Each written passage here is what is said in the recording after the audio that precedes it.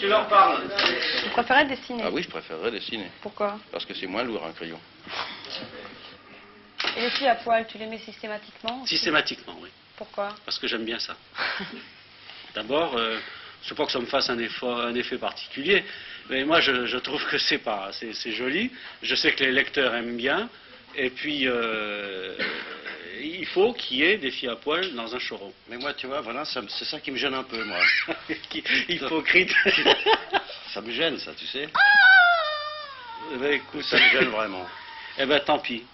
Tant pis, tu as beau être le directeur de cette maison, je t'imposerai des filles nues dans les photoromans. Ouais, parce que c'est commercial. C'est pour toi, Jo. C'est pour sauver la maison que je fais ça. C'est parce que tu t'appelles Volinsky, tu vois, vraiment. Ma petite quéquette sort de ma braguette. Je pisse et je bête en montant chez Quête. Moralité, oh oui, gaz, à tous les étages. L'important au départ, c'est d'avoir quelque chose à raconter, d'avoir une envie très forte de raconter quelque chose. Évidemment, chaque genre a sa spécificité. Et l'intérêt du roman photo par rapport à la bande dessinée, c'est que quelquefois, si l'histoire est vraiment très surprenante, tu vois, tu peux avoir intérêt à le raconter en photo parce que la photo ajoute une réalité qui fait que tu épates encore plus les gens s'ils voient vivre une histoire invraisemblable par des gens réels et qui se trouvent dans des conditions insensées.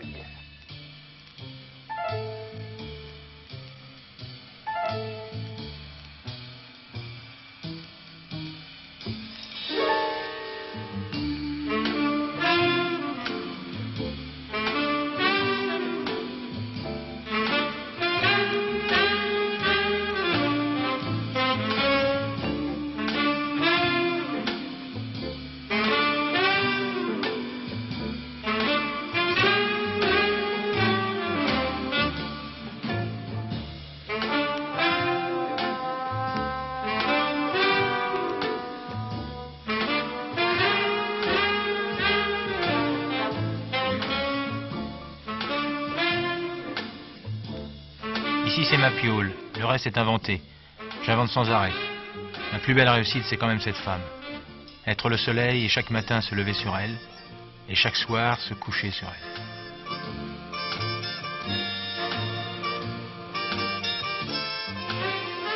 Le travail est différent avec chacun? Oui, avec Volinsky, il est en couleur. Et avec GB? Il est en noir et blanc. Enfin, il était. Maintenant, actuellement, on n'en fait plus. Il est un peu fatigué. Il a du mal à suivre. Il vieillit, hein, c'est ça. Les ravages de l'âge, on ne dira jamais à quel point c'est dramatique. Pour les chaînes, c'est vraiment ce qu'on appelle le cadreur, quoi. Je lui explique l'histoire, il s'imprègne de l'histoire, avec son air de ne pas faire attention d'ailleurs, mais c'est assez faux.